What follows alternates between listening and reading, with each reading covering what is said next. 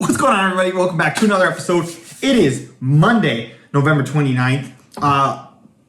Guys, this is the weirdest weather I think I've ever been through, ever. Okay, it was like a torrential downpour this morning, and now it's like sunny and nice. We are boxed into the town right now. There's like major highway going east and a major highway going west. Both are closed because of flooding, and all of the surrounding roads are flooded. So we're again back to being stuck here. But regardless, we're still getting that work in today. Crushed a workout this morning. Wasn't able to film a time. The gym was insanely busy. But today was arms and shoulders day. I've been putting a big focus on my shoulders. One of the things I noticed, again, from just all the swings for the past 2 years, I definitely didn't pay enough attention to working, the front, middle, and back of my shoulder, specifically like the posterior deltoid here. That's been a big focus. I know I mentioned this last week, but just really trying to strengthen all that to allow to have more control over the club and really also prevent injury. And man, absolutely was really pumped with the workout today. Really excited too. I'm up 15 pounds in 6 weeks of working out now. So between, everything I've been doing on my diet, I'm tracking it all here, tracking my calories, protein shakes, everything. I'm 6 weeks in now to my training cycle, and I am 15 pounds up, which is nuts. I don't think I've never gained this much weight in this amount of time ever. So it's encouraging to know that what I'm doing is translating. My body feels way better. My recovery's been really good too. I'm still swinging every single day while I'm working out. So even with some of the soreness and stuff, it hasn't really killed any of my mobility or anything like that, which has been awesome. So that's really cool. And to be up 15 pounds already, 15 pounds was my target goal for the entire off season. If I had hit that, I was going to be ecstatic. So the fact that I'm there already, which is pretty nuts, I think, I want to see what I can get to by Christmas, because this is the real strength and loading phase. Then post-Christmas, that's when we're going to start working on some of the more athletic movements, like some of the speed training stuff, some of the fast twitch muscle fiber stuff. So all that comes after Christmas, but what happens before Christmas is this strength loading phase. Also, because we are flooded today, at the end of the video, once I go through my whole day of training tonight, what I'll do is I'm going to take you guys through what my actual off-season plans are, what my goals are, everything, so you guys can get a sense of, now that you've seen kind of a couple videos of what a day-to-day looks like, I'm going to show you why I'm doing all this and where this is all pointing towards. So that'll be towards the end. But yeah, I'm excited. Gonna go get some training in. Also, we're gonna have to make another pivot for this off-season. I was supposed to be playing in the Vancouver Golf Winter Tour throughout this process to just keep the competitive reps in, but because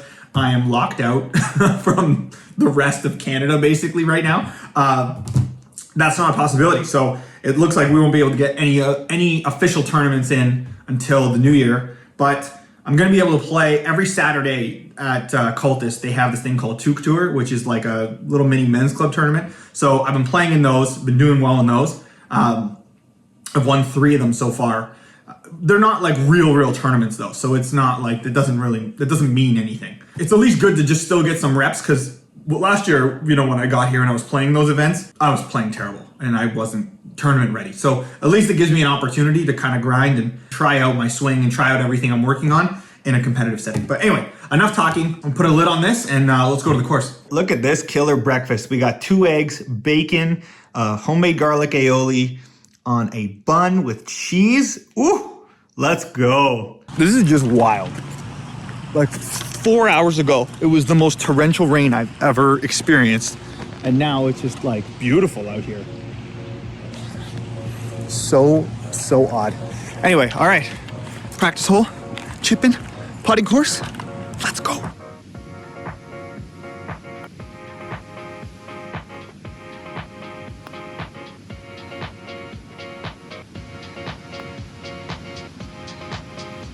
I know I talk about the gym a lot and working out, but guys, I think it's the most underrated thing for improvement. Take these putts as an example, right? I can feel, now that I can engage my core, and I've been working so aggressively for the past 6 weeks on building stability in my obliques and all that, I can feel now within my putting stroke how actually engaged I have to keep my abs in order to keep my putter on the right arc. I couldn't do that before. There's no way I could do that before. My lower back would get tired, all those things. And so just, again, you know, simple things like keeping your body in a certain caliber of shape for just being a regular amateur golfer. I think you can't go wrong. And the quality of life of maintaining your body, that's another big piece to my golf journey. You know, when I'm in the music business, we spend all of our time sitting down in dark rooms. For the last 2 years of being outside way more, taking care of my body, I feel infinitely better, and mentally I feel infinitely better. So there's just so many benefits from taking care of yourself in this way, but man, you're gonna make more putts. All right, with all the rain today, the greens are gonna be a little slow. So I decided to make the putting course a little tighter today. We should be able to make a higher score this way. And again, this kind of tests more of the pressure birdie putts. So let's see how we do.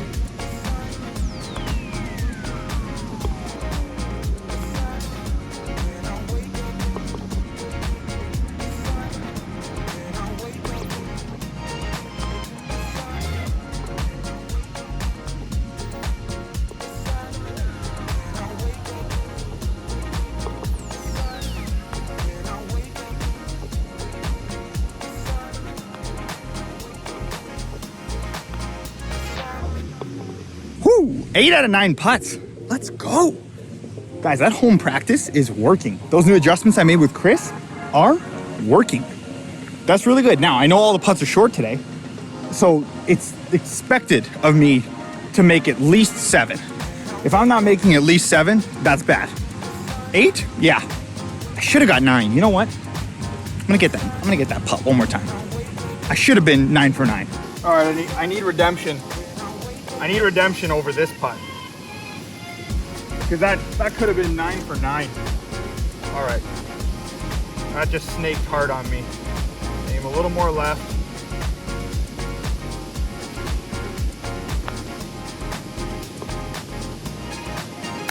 Yeah, see? Just give it a little more speed. Ooh, we got it. All right, well, I think we're done with putting for today. I feel pretty good. I can check that off the list. All right, so next drill I'm working on is to help me get more intentional with my chipping. So what I've done is I take a tape measure and I create these little 3-foot boxes around each hole, okay? So I'm gonna pick one spot right here. I have 3 balls. I'm gonna go 1 ball to each location. Now, in order to win this spot, I have to get each ball into its respective quadrant. If I don't, I gotta keep going. This has a little variance, so I'm not chipping to the same spot over and over, and I gotta commit 3 different shots, but I have to execute them at a high level to get them inside that 3-foot area, which basically, you know, hopefully makes it a gimme putt for us. So here's an example of it.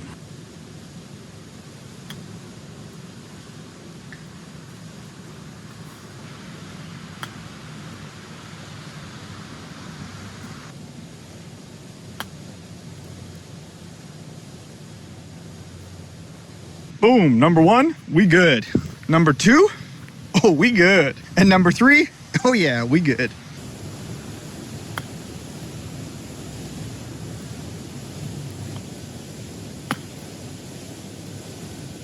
Go in.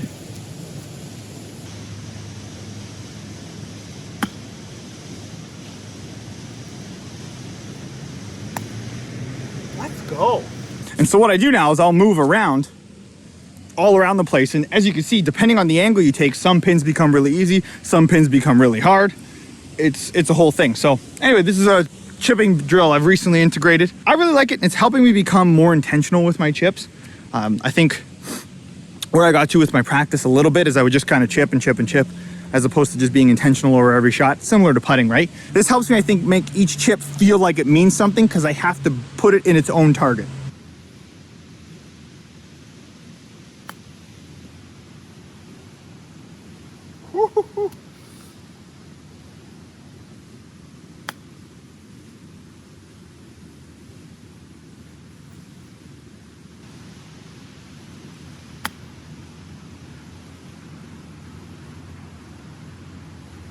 Oh, just short. We got the first one, we got the second one, but man, we're about a foot short on this one. Oh, and that's why I think this game is fun. Like, picking different spots like that, you got to hit your first shot really, really delicate.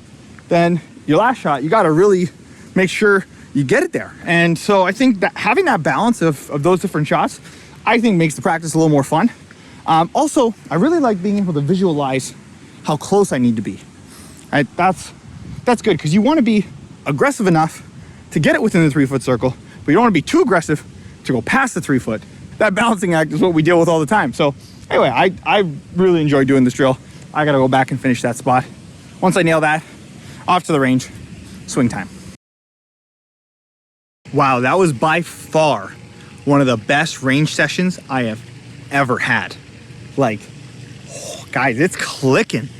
Oh, it's so exciting. Like, I think the other thing too is like, I have so much fun practicing. I've always had fun practicing. I love being out here. No one's forcing me to be out here, okay? I could do this if it wasn't for the fact that my body would get exhausted. I would be out here 24 hours a day. But man, when things start to click, and like a day like today, when like putting's feeling good, chipping technique's feeling good, swing's feeling good, it's like this just like validates like all those days that sucked. But again, it's 1% better every day. The Michael Jordan mentality. We're holding ourselves accountable. That is the entire ethos of this off season, okay? And like just moving the ball forward just little by little every single day. And eventually you hit days like today where it feels like a snowball. Today feels like I got 2, 3, 4, 5% better, you know, but it's the accumulation of all those previous days of just showing up every single day. And like, guys, here, let me show you a couple swings. So like, here's just a stock 8 iron. This was awesome. And then after, I was just like having a bunch of fun and thought, okay, you know what? I'll pull the PRGR out. I haven't done my numbers in a while, just to kind of get a sense of like where I'm swinging with flight reduced range balls, okay? 101 club speed, 194 carry. Like, come on, let's go, okay? Like, and I'm not even strong enough yet. I'm not even doing this properly yet. Let's go. Let's go. Ooh. Boom, we are back. Long day of training, very positive day. Guys, this is probably one of the best days of training I think I've ever had. Just seeing the convergence of everything coming together today, technique-wise, wow. Okay, so like I mentioned earlier in the video, before we finish off today's episode, I want to give you some insight on the plan moving forward and the method to all the madness. Now, what we're doing this offseason is, you know, the goal hasn't changed, right? The goal I made for my 2021 golf goal last year is still to get to a true +6 and then turn pro, okay? Because I can't do any step further than that until I get to that first stage. Now, the difference between this offseason and last offseason is this offseason, I have my coach, Max, okay? Now, Max is one of the greatest people that's ever come into my life for a multitude of reasons. But, you know, one of the biggest things that has changed my development and my acceleration curve rapidly, and I think, you know, starting in about August was when Max and I really hunkered down and we had some pretty serious conversations about like what I want to do versus the results I was getting, right? And, you know, Max has been incredible throughout the entire time. He's got everything you want in a coach, you know, doesn't judge you, listens, cares, and, you know, he's become a really good friend as a result, because we've just, you know, when you have someone who understands what you're going after and has the experience and has lived those experiences, right? He is, you know, he lived the life of a golf pro and has so much insight, and you know, he's really that X factor that is changed the way my development is really accelerated since August. And I would say last year, you know, the biggest issue I ran into is that I had the North Star goal, but what I didn't have was someone to help me curate my process to make sure I was doing things on the right path towards my goal. You know, I was trying to forge what I thought was the correct path using the information we all have available to us, right? The issue is that honestly, a lot of the information out there doesn't actually make you better in the right way. And I spent a lot of last year chasing the wrong things I was going in the right direction, but I wasn't going about it in a way that was going to put me in a position to actually get where I want to go. And back in the summer, I was really struggling with the mental side with tournaments. I was really struggling with not understanding why my swing didn't translate from casual rounds to tournament rounds. And then, I have this big goal and I had all this pressure I put on myself. And then obviously I'm documenting all this, and it just, it just wasn't adding up, because I'm like, why isn't this rolling the way I want it to roll? That was when Max and I really started grinding, and that's when I really brought him in as a coach of my whole game. Because up to that point, he wasn't really a coach of my entire game. And that was, I'd say, was when things started to turn. Because as you guys have seen, I don't have a work ethic issue. But where things can go sideways is if, I can go down paths of exploration that might not serve me, and I'm not getting to my goal the right way. And this same thing happened in my music journey, right?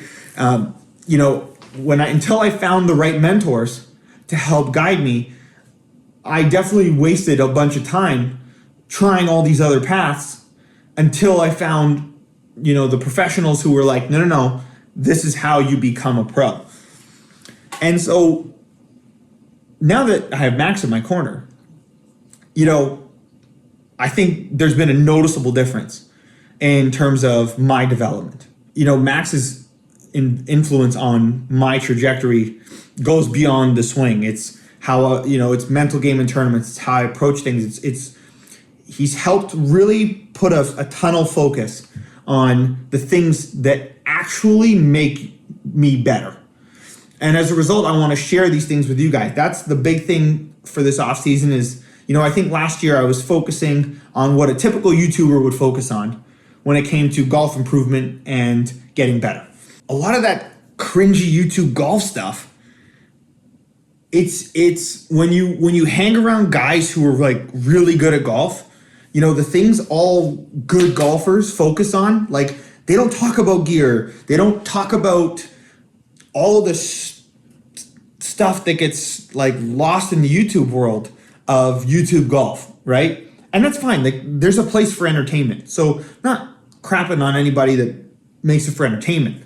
But when you want to talk about like real improvement, there's stuff these guys focus on, guys of that caliber, and being around that, it just changed my entire outlook on how I need to approach, how I go about getting better, and also how I deliver content. So this off season, I'm going to show you what it really takes to be a pro. Now, what you can do is you can, level that to wherever you are in your golf game and just apply that, and you will get better at a faster rate, right?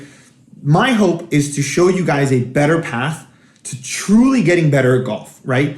The original idea when I did this channel was, we all have a goal we want at some level for our golf game, right? And so my hope is that if I can help you guys cut through the crap and get quicker to playing great golf, that to me is one of my favorite things about this whole journey is, being able to interact with you guys and hopefully showing you guys a better path.